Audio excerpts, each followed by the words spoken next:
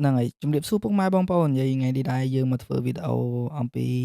ការស្ទូចត្រីនៅក្នុងថ្ងៃអាទិត្យនៅចុងសប្តាហ៍ហើយដូចអ្នកនរគ្នាបានដឹងអញ្ចឹងគឺព្រឹកឡើងគឺយើងងើបមកគឺចាប់ផ្ដើមមុជទឹកមុជអីអញ្ចឹងណាហើយយើងសុំប្រពន្ធក៏ដូចជាអ្នកនរគ្នាដឹងហើយថារឿងទៅស្ទូចត្រីហ្នឹងប្រពន្ធណាក៏មុខមិនរីកដែរអញ្ចឹងហើយអ្នកនរគ្នាមើលក្នុងវីដេអូហ្នឹងទៅឃើញហើយ ទម្រាំតែបានទៅហ្នឹងគឺលួងផងអីផងទម្រាំតែបានឆ្លើយពាក្យថាព្រមហ្នឹងគឺមិនស្រួលទេមើលទឹកមុខទៅដឹងហើយមុខទៅដូចអស់សង្ឃឹមចឹងណាប្តីអញដល់ថ្ងៃអាទិត្យទៅទៀតហើយឆ្លើយហ្នឹងក៏ឆ្លើយតាមបង្ខំចិត្តទេក៏ពិតយើងមានអីដោះដូរគ្នាចឹងណាចឹងអ្នកនរគ្នាមានអីដោះដូរទៅដើម្បីបានទៅហ្នឹងបានអាចបានទៅបានដែរហើយហ្នឹងហើយបន្ទាប់ពីមួយទឹកមួយអីហើយយើងរង់ចាំគ្នាហើយ យើងទៅហ្នឹងដូចជាមាន3នាក់បងមានអឺនេះអាណហ្នឹងលក្ខណៈថាវាប៉ុនទៅរឿងកាន់ទេរឿងស្ទូចហ្នឹងមិនសូវបានប៉ុន្មានទេ100ស្ទូចម្នាក់ឯងស្ទូចបានត្រី2អីបានហ្នឹងដូចអ្នកនរនេះដឹងហើយបើបងមួយទៀតនោះពងចេញមកហ្នឹងនោះពងអើនមកចេញហ្នឹងលក្ខណៈថាបងហ្នឹងត្រីបោកនឹងចង់ឈួតហើយលក្ខណៈថា depression ហ៎ស្ទូចត្រីកញ្ចោះចិត្ត100ដងវត្តហើយនឹងចង់បោកឃ្លៀកអីអត់បានត្រីទេ ហើយនៅក្នុងថ្ងៃហ្នឹងដែរចាំមើលដំណើររបស់គាត់ហ្នឹងលក្ខណៈថាទៅហ្នឹងគឺស្ទូចបានអត់ហើយថ្ងៃនេះលក្ខណៈថាខ្ញុំបញ្ចូលសលេងពីក្រោយហ្នឹងគឺអត់បានយកដងអីទៅដើម្បីថតឲ្យបានថៃទេហើយនៅក្នុងថ្ងៃហ្នឹងអ្នកនរគ្នាតើចង់ដឹងបានថៃប្រមាណអ្នកនរគ្នាចាំមើលទៅក្នុងវីដេអូហ្នឹងគឺឃើញហើយដូចខ្ញុំនិយាយហ្នឹងសលេងដែលខ្ញុំដាក់នៅខាងក្រៅហ្នឹងពងបាញ់បងហ្នឹងគាត់លក្ខណៈថាសល់ហាយពីយប់មិញហ្នឹងដូចសេសើយប់មិញហូបជុល ហើយផឹកឡើងណាពងនិយាយណានៅក្នុងចាំខ្ញុំដាក់សលេងពិតឲ្យស្ដាប់ចឹងណាអ្នកនរគ្នាហើយឥឡូវបន្ទាប់ពីយើងរៀបចំរួចរាល់ហើយលក្ខណៈថាយើងចាំគ្នាអីគ្រប់គ្រាន់ហើយហ្នឹងស្រាប់មានមេប៉ាក់យើងនេះណានៅមុខផ្ទះហ្នឹងពងតែចាំចេញមកនេះពរកូនមកហើយត្រីបើយើងស្ទូចបានសបាយអហូបទៅឆ្ងាញ់នេះចាំមើលឥឡូវនេះចាំខ្ញុំដាក់សលេងពិតឲ្យសិតអីណាអត់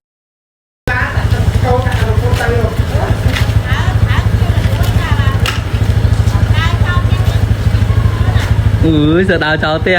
ដើរលេងទៅលើយគួរចឹង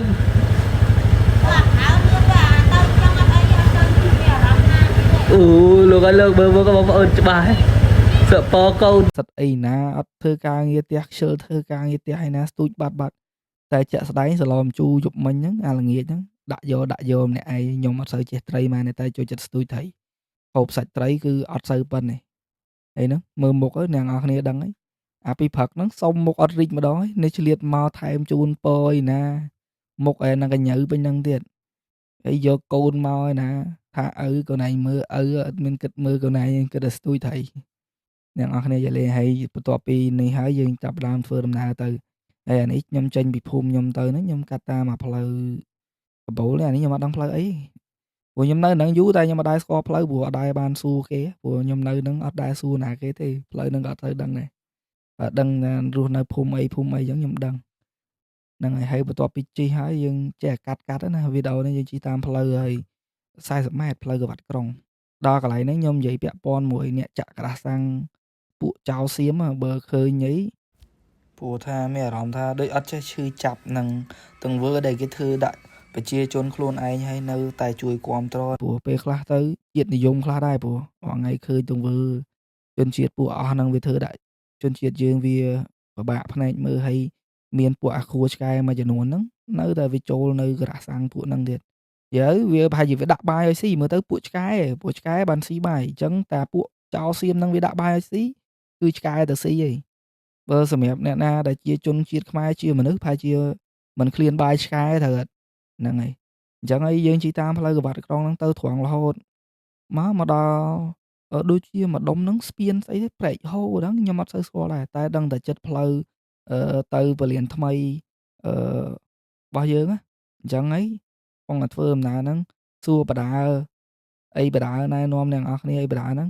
ជិះដៃមកជាងកាលណាអញ្ចឹងអ្នកនរគ្នាកុំយកគំរូតាមព្រោះដោយសារតែខ្ញុំរៀនធ្វើវីដេអូលើកទី1ទេវាអត់មានជើងអត់មានអីទេកាន់ដៃសុទ្ធជិះបដាអីកាន់បដាអញ្ចឹងវាអាចនឹងបង្កគ្រោះថ្នាក់អញ្ចឹងហើយអ្នកនរគ្នាកុំយកគំរូតាមអីអត់ល្អទេចាំថ្ងៃណាវីដេអូខ្ញុំផ្ទុះបាន300-400M អីបានចាំខ្ញុំទិញដងជើងដងអីត្រឹមត្រូវដូចគេដូចឯងអញ្ចឹងណាហើយហ្នឹងហើយតទៅពេលមក ទីមកមើលទេសភាពបដាៗមកសិតតែដើមឈើហើយដើមហ្នឹងគឺដើមត្នោតវាអត់មានដើមអីណាខ្ពស់អីសឡឹមអីហ្មងទេតែមើលវាលស្រែស្អាតដែរហ្នឹង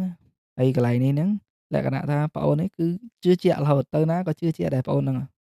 តែរឿងសាច់ការសាច់កាប់គឺអត់សូវបានហ្មងទេរឿងថាបានត្រីបានអីហ្នឹងក៏មិនសូវណាស់ណាដែរទៅនឹងបាននឹងនាមជាទៅទេហើយនឹងថ្ងៃហ្នឹងលក្ខណៈថារៀងធ្វើការធ្ងន់តិចព្រោះគេឲ្យដោះត្រីហើយនឹងដាក់នុយព្រោះអត់សូវស្ទូចអត់សូវស៊ីអញ្ចឹងសល់ពេលគេឲ្យបិទនុយហើយនឹងដោះត្រីអាណាហ្នឹងហ្នឹងហើយបបងស្ទូចបានត្រីចម្លែកៗចឹងអ្នកនរគ្នាចាំមើលទៅត្រីគាត់ដឹងស្អីខ្លះត្រីហើយស្ទូចកន្លែងតែជាមួយគ្នាតែគាត់បានត្រីចេញមកខុសពីយើងមកខ្ញុំត្រីកញ្ចុះសុទ្ធ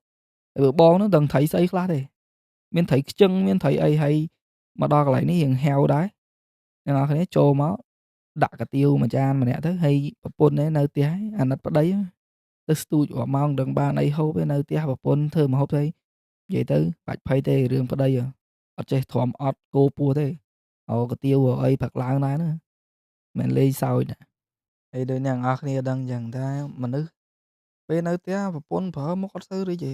បានទៅស្ទូចត្រីបានទៅអីហ្នឹងនិយាយពីញញុំពីញ៉ែមសើចសប្បាយរហូត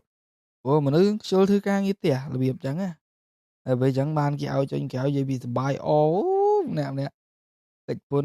ថ្ងៃណាមួយនៅគេបោះឈូងទេមានអីក្រៅពីបោះឈូងទេព្រោះយើងនឹងអត់មានជួយធ្វើការងារផ្ទះអីគេទេហ្នឹងហើយអាកន្លែងនេះហ្នឹងកំពុងតែហាវៗអ៊ីគាត់ចាប់ដើមលើកកាទៀវដាក់ឲ្យម្នាក់ចានសាច់គោ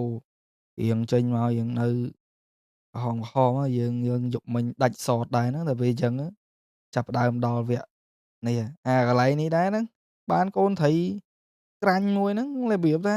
មកឃើញអាកញ្ចុះគេដាក់លើផ្ទះនេះគេចាក់សោចោលហ្នឹងសុំពូនៅចិត្តខាងនោះស្ទូចសួរមានមនុស្សនៅអីហ្នឹងគាត់ថាឲ្យស្ទូចអត់អីពូឡើយលក់ចាប់ហួយនោះគាត់ថាស្ទូចអូណាបានបើថាមិនមកទេអង្គុយកញ្ចុះហ្នឹងទៅកន្លែងពូគាត់លក់បញ្ញាស្រាប់មានអញ្ចឹងទៀតហើយក៏ខ្ញុំកាត់ទៅមកចូលកន្លែងស្ទូចនេះកន្លែងនេះគឺដាក់ស៊ីហ្មងនិយាយឲ្យត្រីដូចអត់ឃ្លានមកពីណា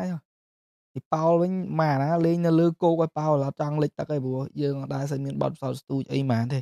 យើងចេះទៅស្ទូចតែវាបានច្រើនដែរបន្ទាប់ពីស្ទូចហ្នឹងហើយបងឯងស្ទូចបានត្រីចម្លែកៗកន្លែងគាត់ហ្នឹងគឺស្ទូចនិយាយទៅត្រីគាត់ស៊ីមកគាត់ធំនិយាយគាត់ចូលត្រីមួយគឺធំហ្មងគឺបងហ្នឹងគឺធំជាងគេហើយដល់ពេលស្ទូចមកបានត្រីធំជាងគេហើយបើប្អូននេះវិញពាក់អេនតាយមើលទៅស្ទាវហើយខ្ញុំស្ទូចបានត្រីឆ្លាំងជាងក្រែលដែរធំដែរហ្នឹងវាបានម្ដងម្កាលទេគ្រាន់តែខ្ញុំស្ទូចបានច្រើនបើប្អូនអាវសនេះបើឃើញមានក៏ត្រកត្រីមានអីណាតែជាសាច់កាប់អត់បានទេគឺអត់សូវបានអីហ្មងទេហើយខ្ញុំកាន់កន្លែងហ្នឹងយូរដែរព្រោះដោយសារអួតត្រីគឺស្ទូចបានត្រីនេះអានេះត្រីបោះបងប្រុសនោះស្ទូចបានហើយត្រីគាត់ចម្លែកគាត់ស្ទូចបានរហូតរបៀបថាខ្ញុំយកមកថតអួតទេក៏ពិតខ្ញុំអត់មានបានត្រីហ្នឹងអីទេគឺត្រីហ្នឹងត្រីបោះបងនោះទាំងអស់អារបៀបត្រីចឹងគឺគាត់ស្ទូចបានហ្មងបាយហើយកន្លែងនេះចាប់ដើមដល់ហាវដាច់បាយប្រាប់មកសបកលេងបានពូនោះជីលម៉ោលក់នំកញ្ឆាយមកម៉ែហើយម្នាក់3ណែនឆ្អែតបាត់ហើយគេចាប់ដើមស្ទូចបានហើយដាក់ស៊ីរហូតហើយលើករហូតហើយកន្លែងនេះខ្ញុំអត់សូវបានលក្ខណៈថាថតត្រីអីច្រើនទេគ្រាន់តែខ្ញុំព្រោះដោយសារខ្ញុំអត់មានយកជើងតម្រជើងអីទៅថតចឹងណាខ្ញុំរៀនធ្វើវីដេអូលេងសប្បាយរៀនចាប់ដើមធ្វើវីដេអូអានេះពេលមកផ្ទះនេះត្រីបានមកកន្ត្រកនេះខ្ញុំរៀងកាត់លឿនព្រោះដោយសារតែខ្ញុំអត់មានយកជើងតម្រទេខ្ញុំថតបានតែមួយផ្លែតទេអានេះឲ្យម៉ែក្មេកខ្ញុំគាត់ធ្វើត្រីហូបថ្ងៃហ្នឹងស្លម្ជូរអីទឹកគួនជាមួយនឹងស្លឹកអំពិលប្រពន្ធខ្ញុំនោះតយកហ្នឹងហើយអ្នកនរគ្នាហើយវីដេអូខ្ញុំមានតែប៉ុណ្្នឹងឯងហើយចុងក្រោយមានតែរូបថតប៉ុណ្្នឹងទេបាយអ្នកនរគ្នា